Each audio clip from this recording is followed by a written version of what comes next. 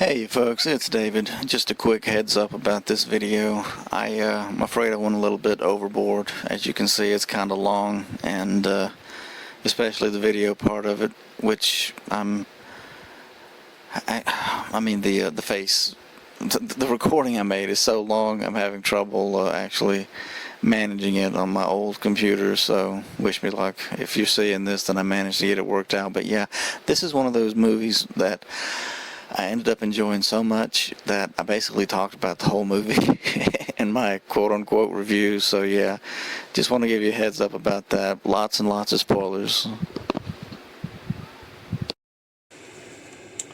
Hey folks, David back again. It's been a couple of nights since I saw Weapons, so just to remind you, it was on the 5th, caught the 10 o'clock showing, and this has got to be the most ink that was ever successfully printed on one of these things. I still think these tickets are low quality. Not the movie, the ticket stubs, because I actually saved these. Oh great, now I've stirred up the dog outside. He's going to be barking and howling. Anyway, there's my ticket stub. I always like to show that. And I was thinking, I was hating it that I was just too tired to do my review, and so I thought, you know what, maybe it's best to do it a couple of days after the fact, because then you get a chance to see what really stuck, what I really remember, what made a good impression and all that. So just to give my review of this film, first things first, I liked it. I still think, I already said this, I'm saying it again, I still think that Barbarian still holds takes number one, like edges this movie out. But Weapons was very, very interesting, very entertaining. And just to give the quick synopsis, spoilers, I'm going to put the spoiler warning in there. Justine, played by Julia Garner, I don't think I've ever seen her anything before. I know she was a Silver Surfer, but I didn't see Fantastic Four, the female Fantastic lady. So I think this is the first thing I've ever seen her in, and I liked her in this. She played what was there for her, the kind of character she is, kind of off to herself, kind of odd, kind of strange, kind of stuck up. Again, odd, kind of an oddity type character, but who's a teacher of children at a school. She played it really well, and counter to her, so did Josh Brolin. He was the main reason why, when I saw the trailer, he was the one with the biggest star name, the biggest star power, bringing that little bit of gravitas. I'm like, I don't recognize anybody in this interesting looking trailer for Weapons except for him. And I'm like, so he made me want to see it. And I'm not even a huge Josh Brolin fan. I generally like him and everything, but that concerned parent scene. Why just her class? Why? I want to know what happened. I want to hear from her. That sold me. I was like, I want to see this movie. And so I went to see this movie, and I really enjoyed it. Let me read what's on that. I guess this is going to be on every cover, every poster. Last night at 2:17 a.m., every child from Ms. Candy's class woke up, got out of bed, went downstairs, opened the front door, walked into the dark, and they never came back. That is narrated at the beginning of the film by Scarlett Sher, little girl narrator voice. And it was an eerie type of thriller, horror, mystery, suspense movie that kept me going, and just, I had to use the restroom like almost a little over half of the way through the film, and I'm like, I'm not leaving this seat. I'm not going, because I'm enjoying this too much. And I knew with a movie like this, if I dare miss 2.5 minutes, 3 minutes, I'm going to be like, oh, I missed something crucial. I missed something pivotal just by ducking out for 3 minutes to go use the restroom real quick and come back. I wasn't going to do it because I knew I would miss something, something important to the plot that would mess me up and make me not understand the movie. So yeah, she's a teacher. All these kids, except for little Alex, played by Carrie Christopher, all of a sudden just vanish in the night.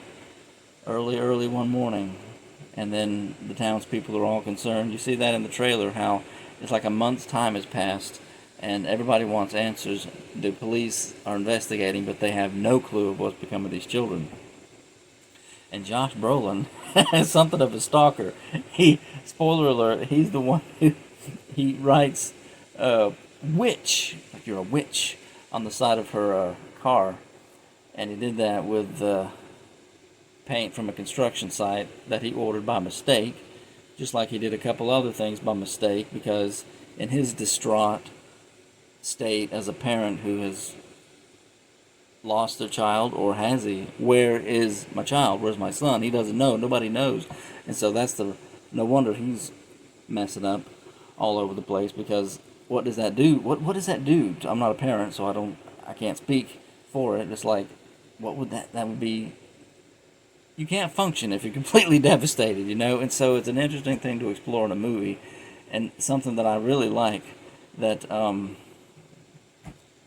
he wrote it and directed it. This guy is good.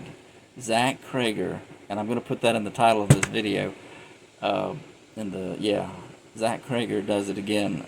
I'm liking this guy, and I'm not a big horror guy. I refuse to be, but it is what it is. I enjoyed Barbarian, and I enjoyed this. So let me get into the movie a little bit more. I love the way they put the even in little subplot things like, who wrote that witch? Who spelled out the word witch on Justine's car, when the whole movie literally says in a big text, Archer. That's Josh Brolin's character, and it starts following him. You realize he's the one who did it, using paint that he was going to get traded in for the paint that he actually needed at the hardware store or wherever. And I love the way they did that in this movie, where they follow each character just like they would maybe in certain detective shows or mysteries, where they would go one character vantage point at a time, one perspective, to follow each story and connect them all. Except in this case, they're doing it in a thriller, horror suspense movie, and I really liked the way they did it. It kept me glued to the screen the whole time. Paul, a police officer, very troubled man. He's got issues. He's trying to overcome them, but maybe not as hard as he needs it to be. Played by Alden Ehrenreich. Ehrenreich, yeah. Have I seen him in anything? He seems kind of familiar now that I look at him out of that character. Let me look at his IMDb and see if there's anything that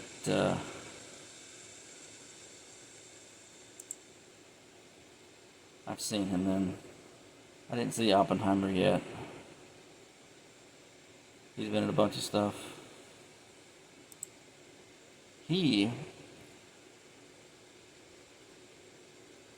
This guy, it was almost comical. No, it wasn't just almost comical. It was comical watching his particular subplot, because of his own life mistakes, his situation culminated in such a way in the overall plot of the movie to ridiculous levels, to where you're like, what am I watching?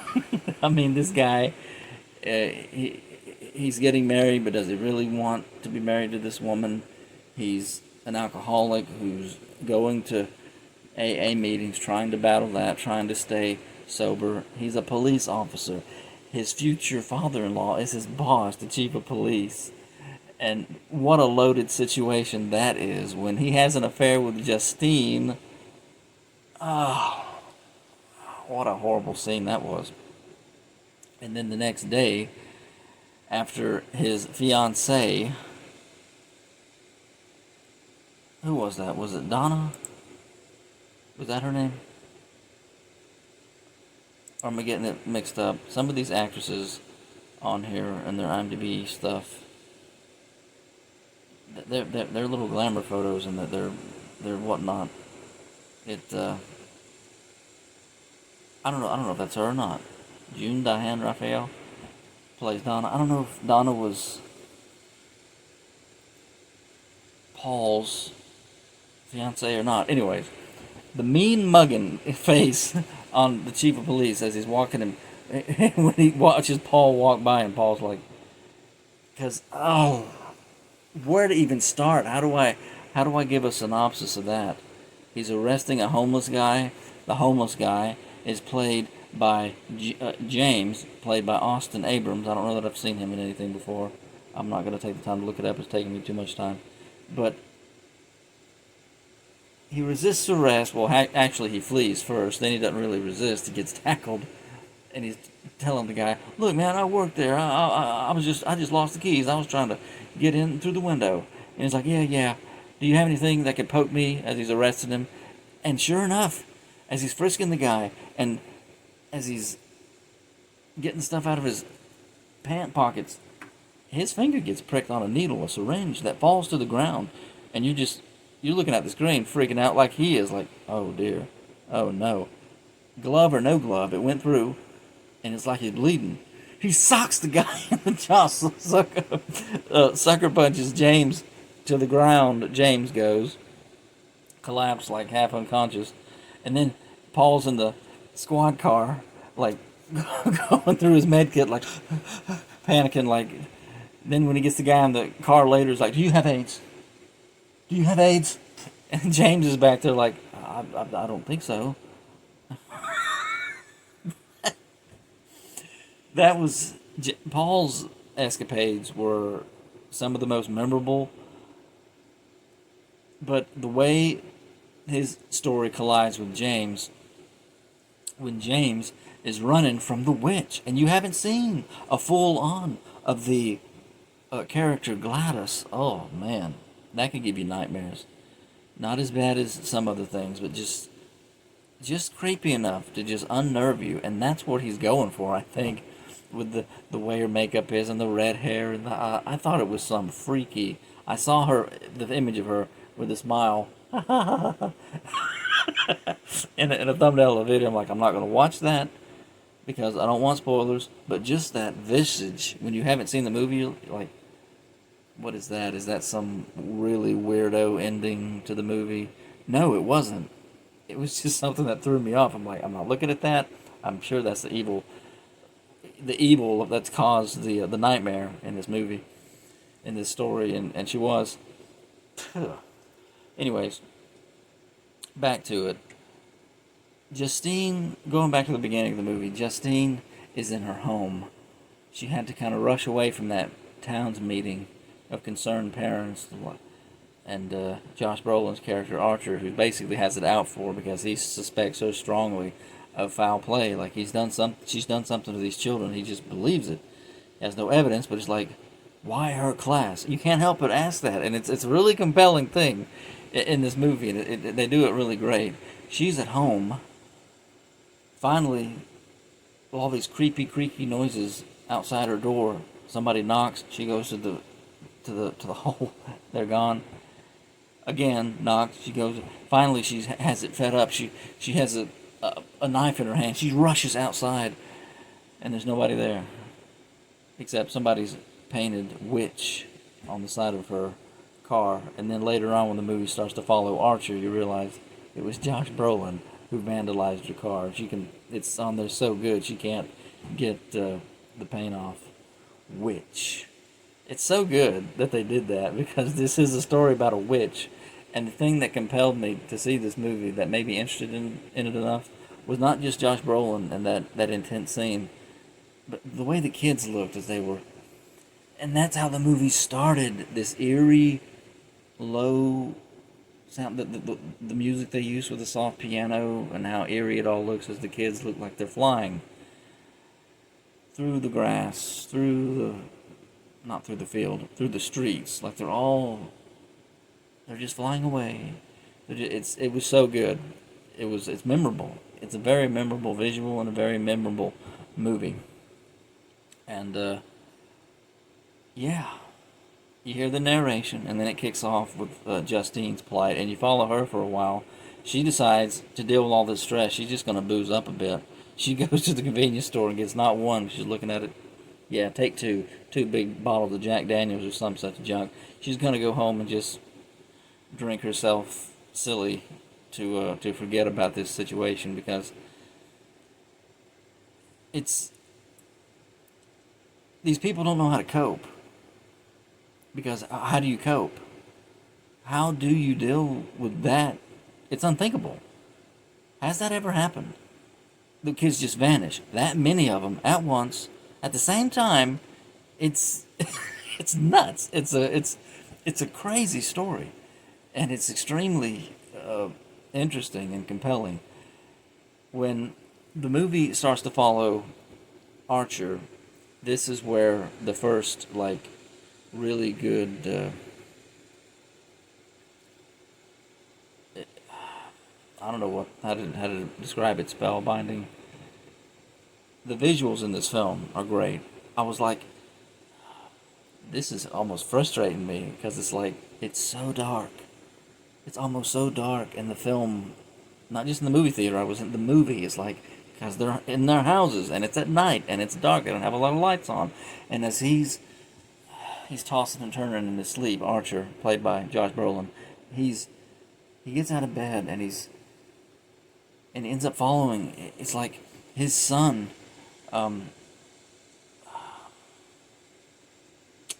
What was his son's name? Incidentally, his son is the same little boy who you put two and two together. They don't make a big deal of it in the movie, but it just happens that his son is the little boy who's basically tormenting him. He's the one who makes fun of, and like he bullies Alex. I'm hating it that I can't remember his name, because he's shouting his son's name over and over, like, son, come back, son. Oh, Matthew. Yeah, Matthew. And there's no sound. As he goes through the house, and you're like, man, it is dark. There's going to be a jump scare at any moment, and you just know that there's going to be something horrifying happening, because it's so dark.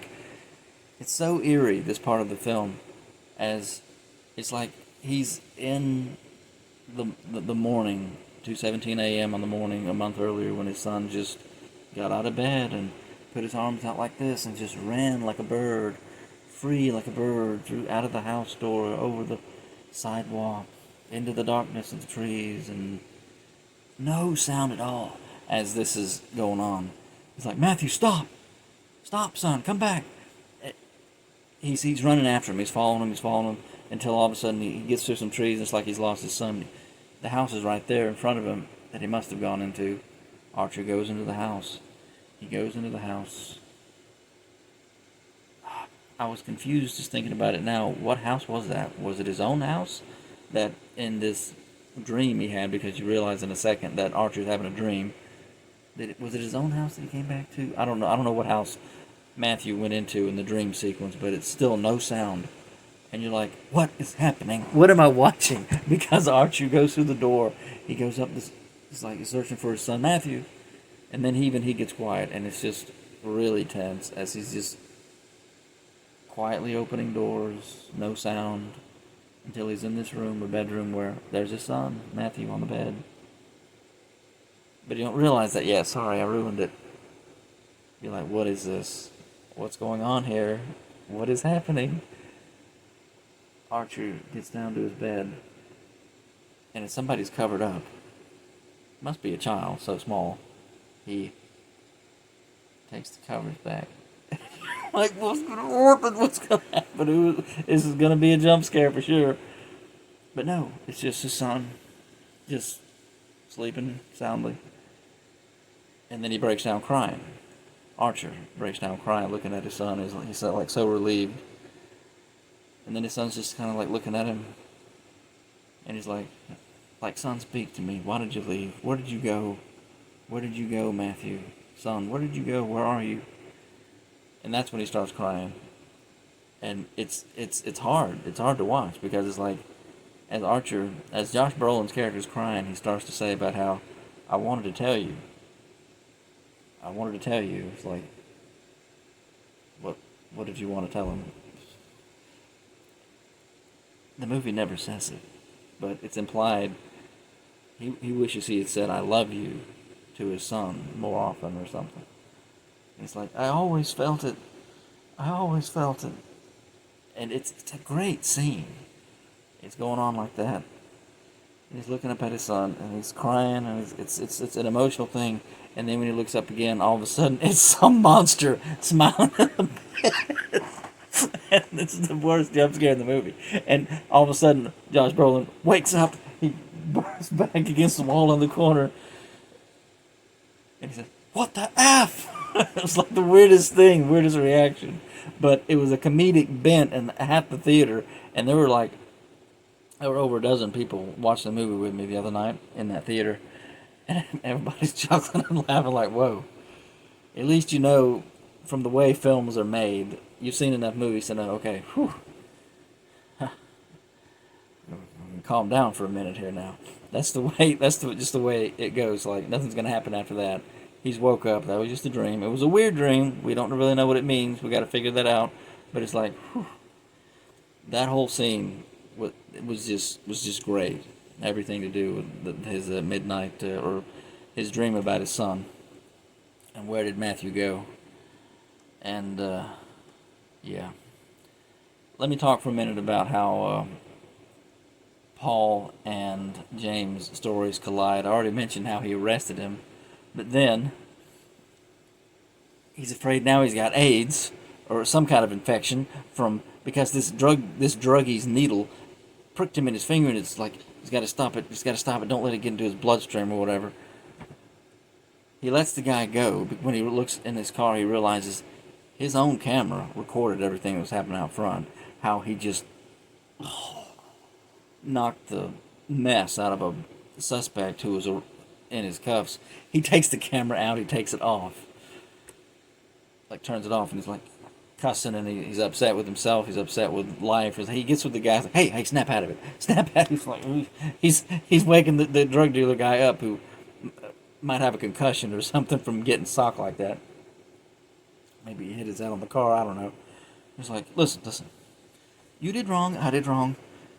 Let's just call it a day. All right, I'm going to let you go. I'm going to give you a warning. If you show up around here again, I'm going to get you. Whatever. He gave him a warning. Like, okay. It's like, this is nuts. This man is a police officer. This man is a cop. And he's behaving this way. He's all over the place, this poor man. And so then James, the homeless guy, is trying to score up enough money to get himself some this, some that, some job. Actually trying to get some employment, I think. He goes into this house trying to rob everything, and this guy is so coked out of his mind and just such a reprobate and not knowing who or what's going on. He's in the witch's house.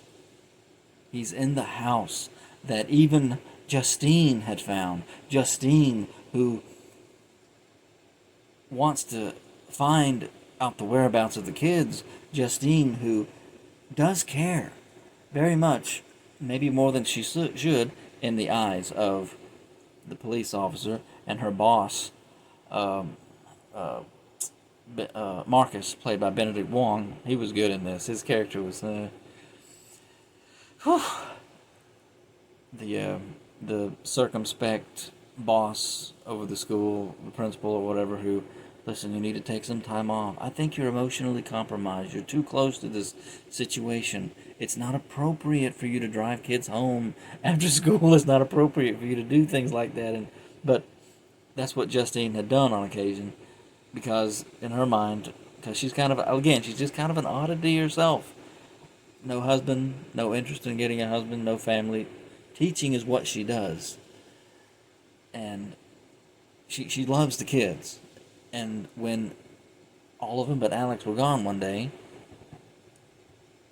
that threw her life for a loop as well. So where are the children? What happened to them?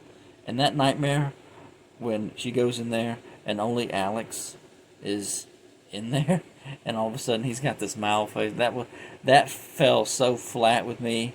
I wasn't scared at all when he had the clown makeup, looking like a zombie, smiling zombie or whatever. That was in the trailer. I knew that was coming a little bit, so Nothing scary there. The, one of the worst things that scared me was it had to do with the emotional scene with Archer, with Josh Brolin's character when he went up to his room and he had his breakdown, wishing regretfully that he had done things differently toward his son, and now his son's gone. That was good. That was really good. But at 25 minutes, I really need to pick up the pace here. Let me talk about some other things I liked about the movie.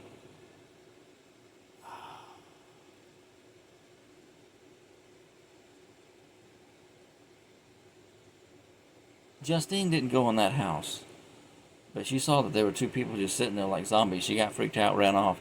The next person who goes into the house is James, because he's burglarizing the place. He's getting forks, spoons, hoping they're silver, grabbing anything and everything. He sees the parents of Alex, who are just kind of like zombies. Like the witch has turned them into zombies. They're there, but they're not really there. And that was a scary scene, the creepiest, maybe one of the creepiest things in the movie, when she, under the guise of being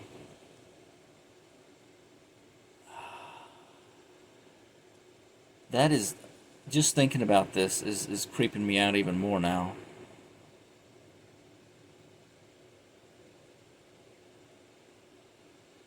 Alex's mom, played by Callie Shutterer, Alex's dad, played by Whitmore Thomas, they are welcoming her sister, or her aunt, home, who is Gladys, played by Amy Madigan. She did a good job. Very, very convincing acting, and it's creeping me out thinking about, is she really her aunt or not? Or did she maybe her aunt, and since she hadn't seen her in years, she has already taken the place of someone in years gone by? Will that be a prequel movie or some junk?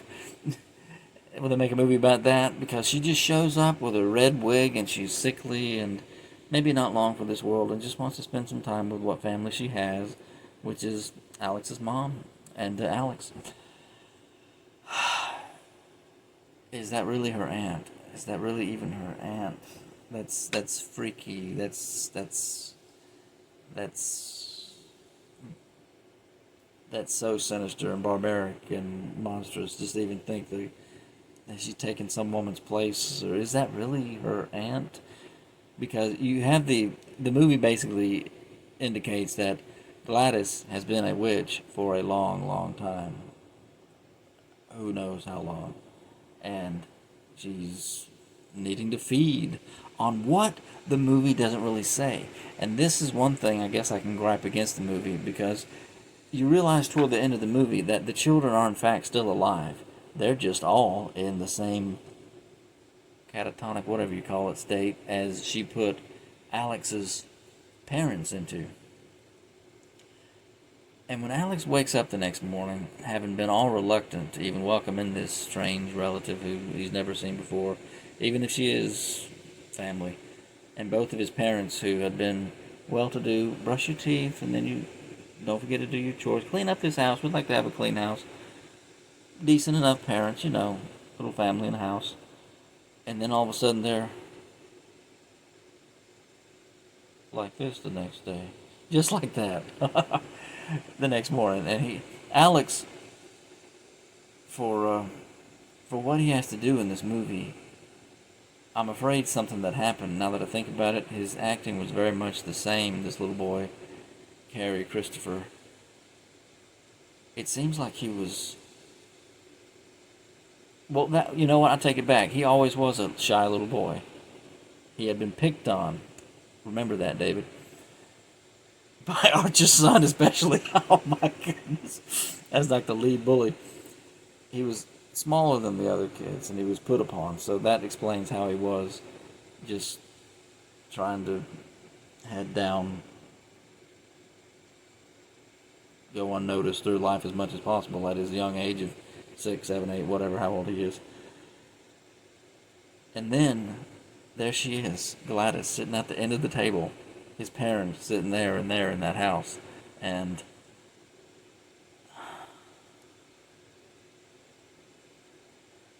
she has them stabbing themselves in the face with a fork. Not with blood squirting or anything, just leaving little holes. She's making them do it just lightly enough so that Alex can see the power this evil person who's now a part of his life and dominating his life is, and that she's in control. Whether he understands she's a witch, whatever. You stop, Mom, stop, Mom. As she's trying to get her parents to stop stabbing themselves in the face, the witch, Gladys, has them stop, and then she sure enough got him then. She tells him, I can have them do much, much worse, Alex. I could have them eat each other if I wanted to. It was, ugh. It was rough. That part of the movie is rough. Her talking to a child and getting control of his mind and making him be obedient. Like, you're not going to tell anybody that I'm here. You're not going to tell anybody about what's going on, Alex. You're going to go to school and you're going to come home. And you're going to have to feed your parents. They can have a can of soup each and you'll get more tomorrow. So she's got the whole house on like a routine. The witch has taken over the household. And this movie did something that Zach Cregger was good about doing in the movie Barbarian, when you have that sequence with Frank the Barbarian going through. The whole flashback scene was about him going to get baby supplies. Remember that scene in Barbarian? In this movie, you see, and the music is so good, and you see what Alex is going through. First, he's feeding his parents the soup, and they're in like the... He's having to make sure that they eat and make sure that they understand, because they're hypnotized zombie monsters. And then later in the film, after the way she beguiles him when he finds her in her room, Alex finds Gladys and she's on the floor like, oh, I don't think I'm doing so well, sweetheart. It's like she's gotten into this kid's mind, and it's something to behold to see how she gets him to understand. I thought your mommy and daddy... She's feeding off them. Now I get it. It's finally coming to me. Doing that to them is what is feeding her evil aura or whatever and keeping her going. Okay. I'll be satisfied with that. So that's why she says to Alex, maybe you can help me. And so she convinces him, bring me something from each of the kids in your class. And then he says, how will that make you better? And she's like, well, it couldn't hurt. And he says, it's a smart kid. It's like, if you get better, then you'll go home. Yes, if I get better, I'll go home. It is so good. Each sequence of the movie like that, it is so good. So Alex, and in the course of time, in just 5 minutes, you can see what the kid's gone through. It's like he does feel bad after he's like, I'm going to steal this. He's watching his classmates in class the next day, and he's like, I'm going to steal this from Susie over there. I'm going to steal that from Matthew, and I think also... Then he realizes all the kids have their little supply bucket of crayons and book supplies, whatever, in their class in a little bucket, and each one has one, and each one has their own personal name tag colored that they made. It's all theirs. And so he just takes the name tags. He successfully acquired something from everyone in his classmates by taking all of their names, all of their personal made name tags that they made. And there's Justine noticing that he seemed so odd that day. And again, this is before all the disappearance, obviously, because this whole thing is a flashback to how it all happened. She's like, you could tell me anything if you needed to talk, Alex. Is anything okay? And he knows he's made his promise to Gladys. He can't say anything or something real bad's going to happen to his parents. It is so good the way they did this part of this movie. He's got what he needs. He goes home. He gives it to her. She does her hocus pocus, wrap each thing around a stick with her blood on it and some hair and stuff, and then that's how she controls people with her little magical shenanigans or whatever. And then that night is when she does it. And at 2:17 a.m., she rings the bell after doing the potion over all of their belongings in this little orb, this pot. And that's when all the kids come out, and it's so crazy. And you feel how bad in his eyes. You can see this little boy's concerned eyes as he's at the doorway, and he's looking over it at Gladys, and Gladys is all sinister, looking back down at him in the silhouette as the kids file in, and they go all the way downstairs to where the bell is. It was so eerie. It was so eerie, so crazy. And then they do it again. How this director, writer and director, he wrote it and directed it, Zach Cregger. He takes time to show you what Alex is going through and what's necessary to make the whole thing, to make the plot run. Alex is feeding his classmates. And the music starts, and it's like days pass, day after day he has to do this. He feeds, making the soup go in the child's mouth.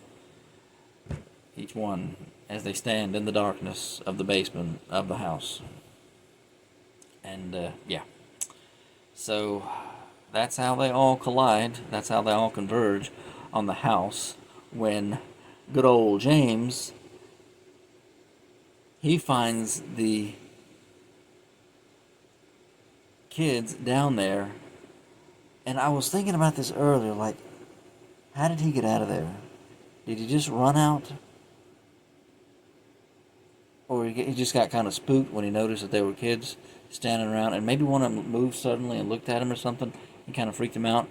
Because if he had run into the witch at that point, it would have been over for him. But no, he gets out, and that's when he's almost back to the police station because he's seen the flyers. $50,000 for information leading to the discovery or the whereabouts of the missing children. And so he's going back to that police station. Paul or no Paul, Paul had warned him, don't you show your face around here or I'm going to bust you. And Paul is coming out of the police station at that right moment. And he sees him and he's like, what did I tell you? And then the chase is on. He has to chase him down. He gets him again. And that's when, oh my goodness, I forgot.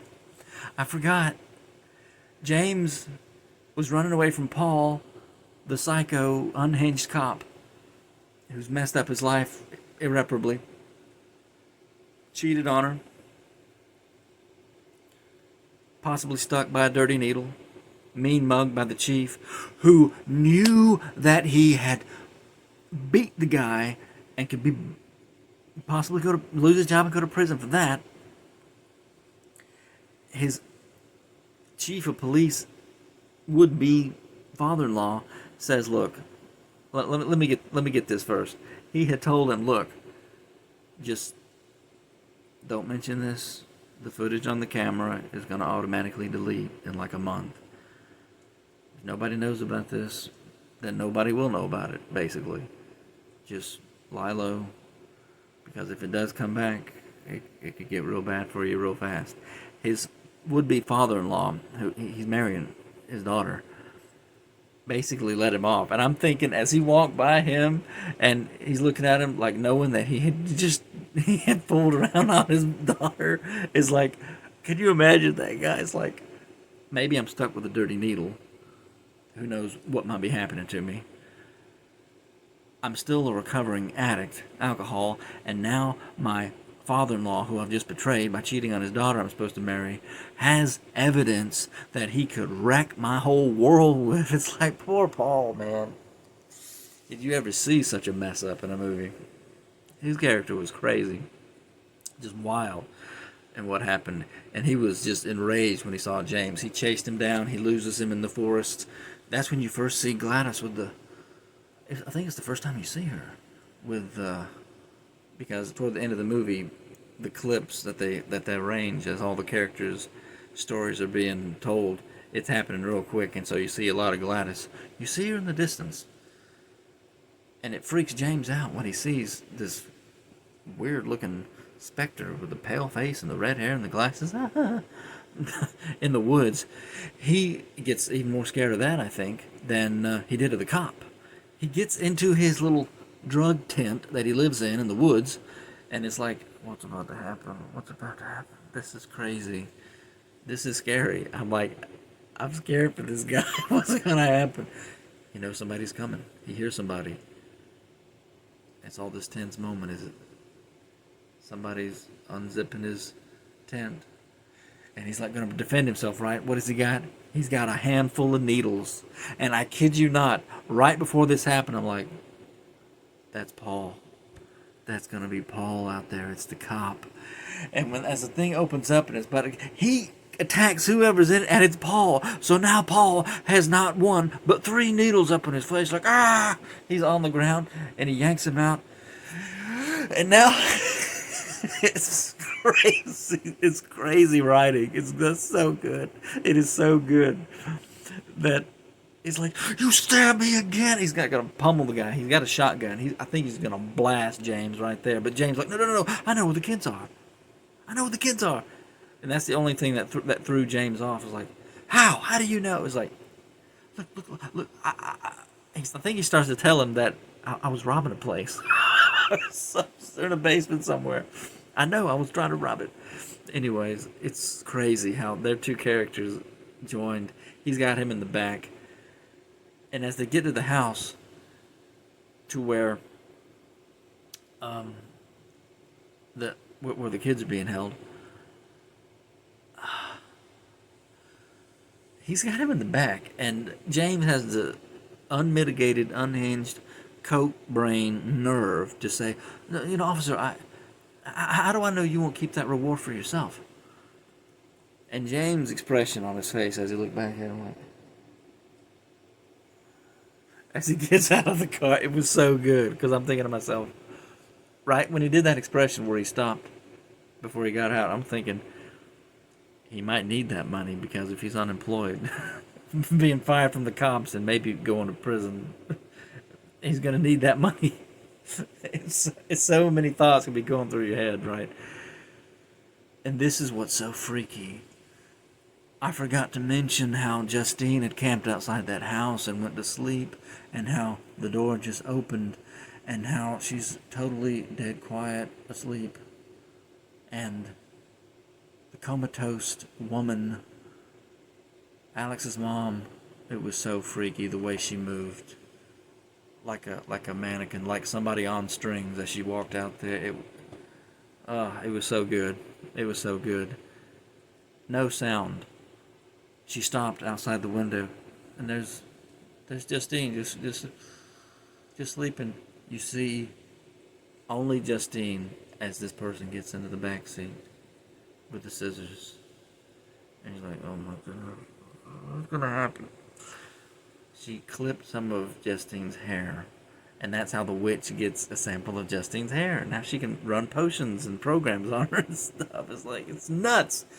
When James and Paul get there, somebody opens the door for Paul. It's like, police, need to ask you some questions. You don't hear that. You only see it from the perspective of James, the druggie suspect, in the car, the squad car, as Paul goes in. And then he just goes in. The door shuts. And then James is just there. He's just stuck in the car with handcuffs. And this movie's so good. It was so good. It's dark.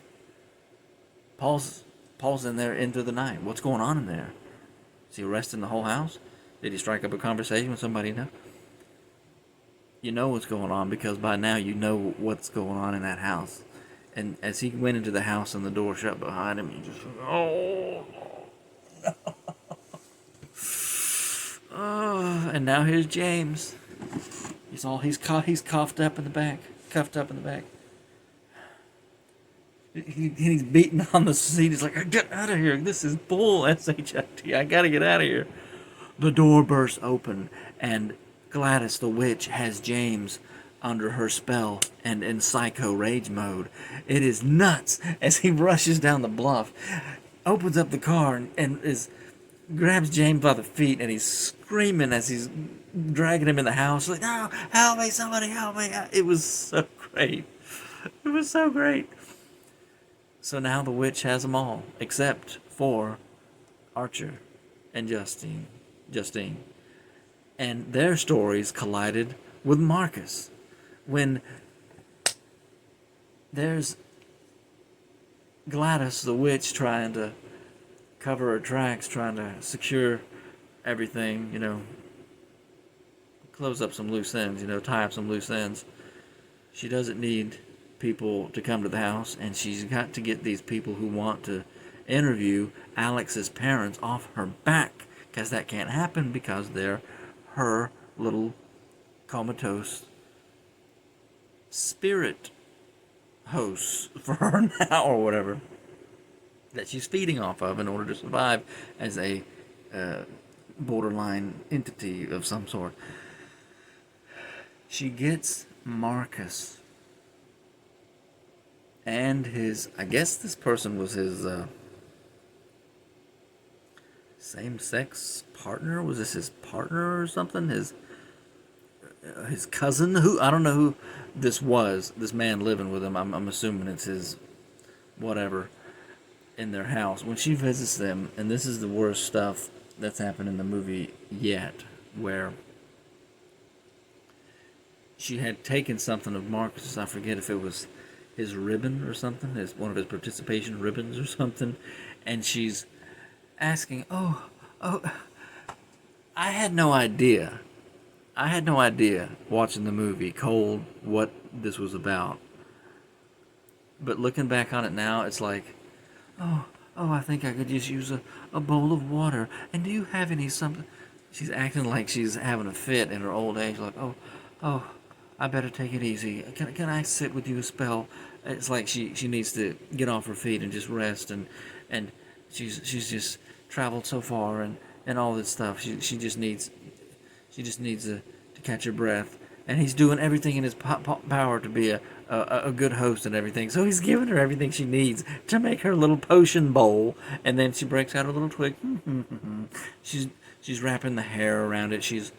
Oh yeah, it's Justine's hair. She wraps Justine's hair around the twig. It's her witch potion maker stick. Her own blood. Oh, I cut myself. Oh, sorry. And she's rubbing it on the stick.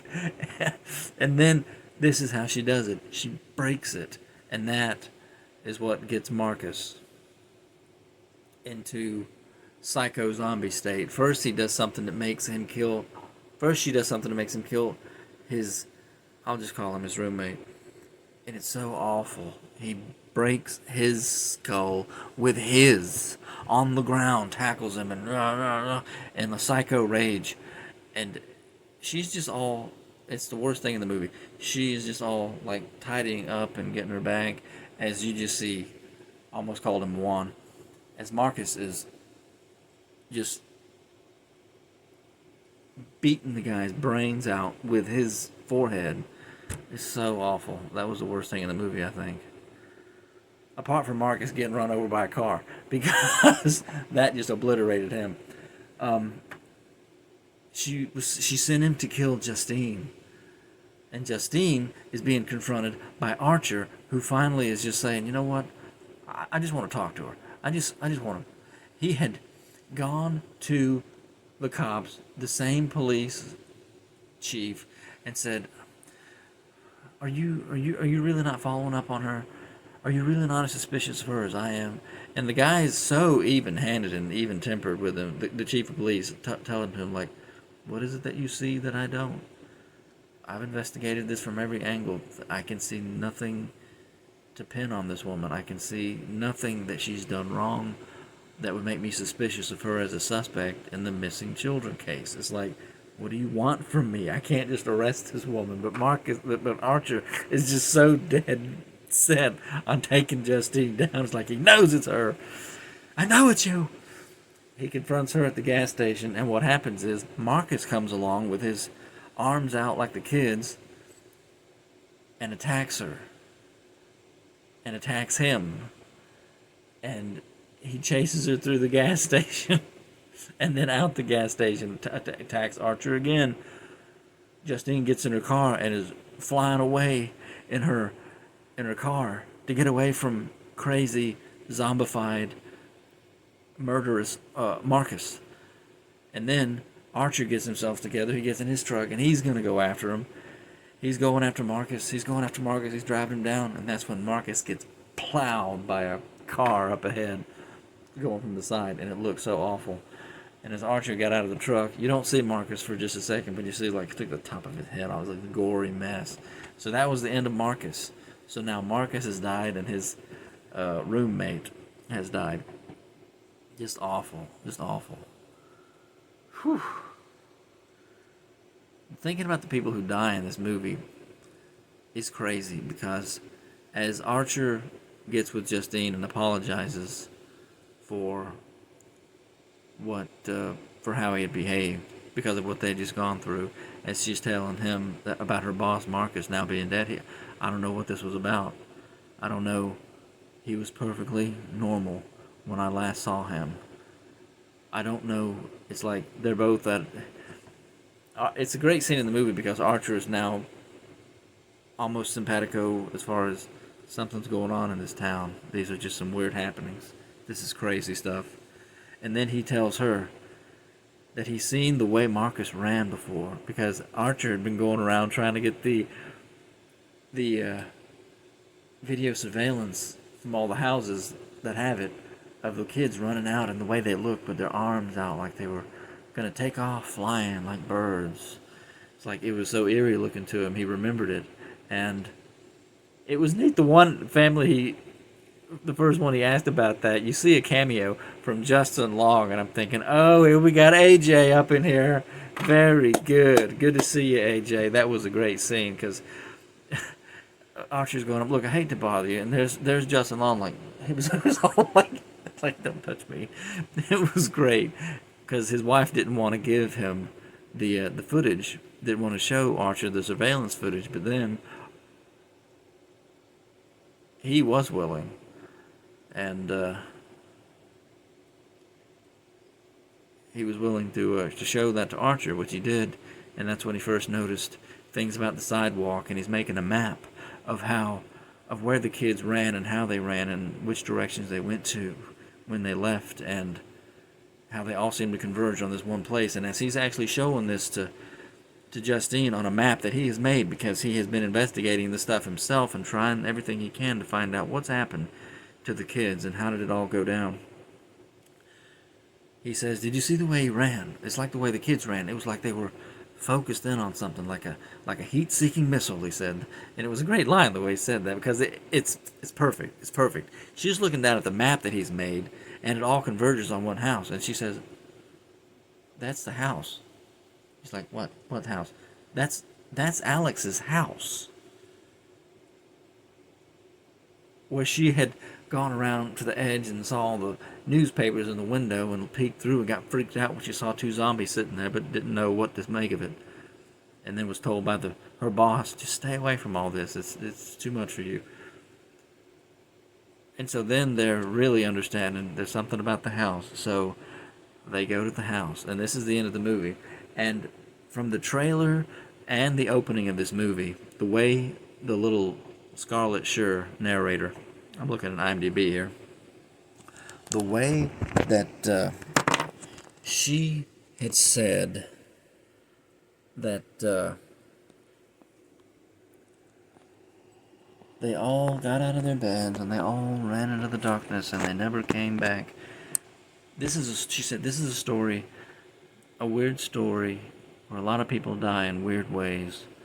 And to this day, the townspeople will tell you what happened, but the police were too embarrassed to not be able to find out things that they won't talk about it, but everybody knows. And the way she said it, the way the narration at the beginning of the movie went, it made me think, for whatever reason, is the combination of that, like, this is a story about a lot of people dying in a lot of weird ways, and Also, that the police were too embarrassed to do such and such, and just how menacing Gladys was up to that point, and what had happened, and what these people are going through with the nightmares and the odd circumstances, and what she's capable of doing with her witchcrafty stuff and making people kill each other. Especially the narration, the way the kid said something in the narration at the opening of this film, the way it all led up to them, and the way the door just opens and then it just closes. I thought this was it. I thought this was the end of the movie. I thought these two, Archer and Justine, are going to go in there and they're going to die. And that's going to be the end of the film, the end of the story. That's what I thought. I kid you not. I sat there and I was just so foreboding. It's like, this isn't a movie that has a good ending. I just wasn't feeling it at that point. I just wasn't. But when they go in there, and Justine sees Paul, the cop, who is now a spirit zombie or whatever, and what's his face, James, I don't know where he was, but Archer's looking around the house and everything, and by now Gladys had told little Alex, don't step over the salt. And nothing's really explained there about the salt, just that he better not step over it or else. And what happens when you step over the salt is the automatic activation of rage mode, killer rage mode, apparently, of Paul and James. Because she steps over it, Justine steps over it, and going to try and see something in the house, check on Paul or some such thing. And Paul goes after Justine, gonna kill her. It's full on rage virus zombie. He's gonna kill her. I'm like, this is the end of the movie. This is the end of the movie. You can't stop these possessed people. Alex, and I'm thinking, what is it with this kid? What is he gonna do? He's like looking at the door, and he knows Gladys is in there, and he's got to do something. And he hears what's going on downstairs, because Justine's being attacked and killed by Paul, and Archer's being attacked and killed by James. And what comes off is like a comedic thing, because he's like a 70-pound dope fiend drug addict. He doesn't weigh anything. So Archer is picking him up and throwing him halfway across the living room and crashing into stuff. And then it goes silent. And James comes back, gets him, and he throws him into some more stuff. And James just falling all over the place, and you think he's knocked unconscious again. They do that like 4 times, where James gets back up and charges Archer. Until I think what finally happens is James finally gets on top of Archer and is like choking him out, the way that Paul has Justine like lifted up and choking her and beating her up, and he's got the full on bug eyes, and it's so awful. I'm thinking, this is it. I was right. This is the end of this movie. These poor people are just going to be killed by this witch, and we're going to have to see it, and that's just going to be it, because that's the way it had been built up in my mind. They got me with this movie. Alex is doing something, you don't understand what. It's like he's daring himself to cross the salt, where his parents are standing in the doorway like zombie guards of Gladys's doorway with the darkness and the candlesticks and all this junk. He steps over the salt, and that activates them. They're coming then to kill Alex, kill their son. He's running for his life. He ends up barricading himself into this room. But the thing is that he had successfully gotten, I forget when he did this, because it was so chaotic. It was hard for me to follow. I only saw it once, the movie. He's got Gladys's witchcraft stick, her wand or whatever, her death wand, her briary, thorny death wand. And he's got, what did he have of hers? Some of her blood? I forget what it was. But he's doing what he saw her do, wrapping around the personal belongings, and it's got her blood on it and stuff. what happens is people in the movie theater are all tensed up like I am watching him. And one lady down from me says, break it. But I heard this woman say, break it. He breaks it. It activates all the kids. Alex activated all of his classmates. They're now in psycho rage killer mode. Not just we're free as a bird and we're gonna converge on this house. No, they're going after Gladys now, and Gladys instantly senses it. It's like, oh. It was so great, man. All the kids rush up out of the house. They chase Gladys out of the house, down the street, through the town, in personal POV, over fences, through the bushes, around trees, cutting each other off, until they find her, converge her on her, all of them, and beat her as the music is getting all crazy, because now Justine has gotten James's gun. And she shot him. She couldn't overpower him. Shot Paul, and it couldn't break the spell. It's like, how do you get him out of it? It's like there was no hope. That's another thing that was interesting about this movie. It's like once someone's in that, put into the rage potion, spell, whatever, they can't be brought out of it, apparently.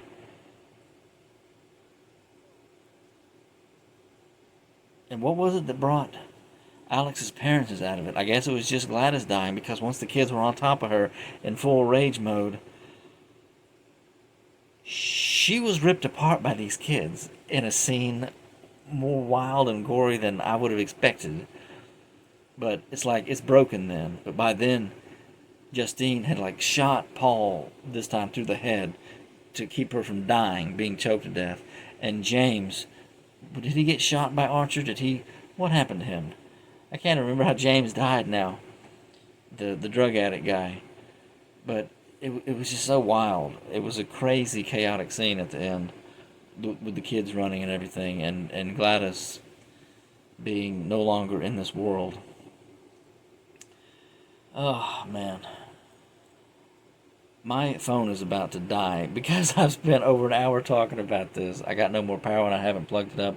And I can't plug it up because it won't reach. So let me just end by saying this. I had originally thought that maybe Justine, because she was so odd, and somebody down from me even said, this bitch is crazy. I kid you not. Some lady in the movie theater said that about Justine early on in the movie. But by the time we get to the end of the movie, it's like, this was crazy. This was insane. And in the end, the people who died were the drug addict crazy guy, the unhinged cop, and the two, Marcus and his live-in lover, whatever this is, like, and the witch. It's like, it wasn't some huge death count movie. It was just a crazy story of something wild and unbelievable that happened in a town somewhere, sometime. And that's another thing very similar to, like, Barbarian. It's like, makes you think. Anyways. I got more stuff I want to say, but unfortunately my phone is about to go dead, so I guess I'll have to, before I let it go dead, let me stop it. And if I got anything else to say, which I do, I'll end on an audio the way I do. I hate to do this, but I've ran my mouth for over an hour. I can't believe that. This movie's great. What can I say? Back in a minute. Okay, I'm back for just a few closing thoughts here. Unfortunately, I recorded that video so long, over an hour, and, well, I'm having trouble getting it sorted out on my old laptop. I'm afraid it's overburdening it anyways. Just very quickly, I think I talked about everything that I wanted to mention in the movie, which is basically everything. I just really enjoyed this one, and I really appreciate the director's style, because I can't praise enough direction that or any film that manages to keep my attention the way these particular movies have from this director. It's I'm looking forward to whatever he does next. I mean, seriously, it was, I feel like my words are failing to really describe how good a job that they did on this film.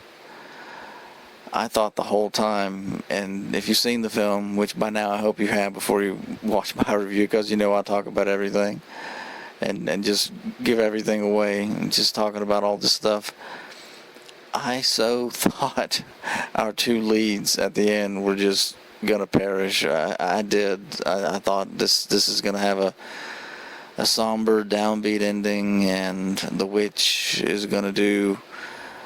I thought it might be after the style of like those Smile movies where it's the entity wins. It just goes on and will consume some other people. You know, the evil will continue unabated. No, this story didn't end that way. And as I was driving home from the theater the other night, I thought about that movie Monster Summer that Mel Gibson made a little while back. I really enjoyed that film, but it was like a more. It's like if a similar story were told from a different vantage point, like that of the children, instead of adults trying to figure out what's going on here. It's more like a PG-13 rated version of this kind of a thing. This movie was nuts. Weapons is hardcore. It really checked all the boxes.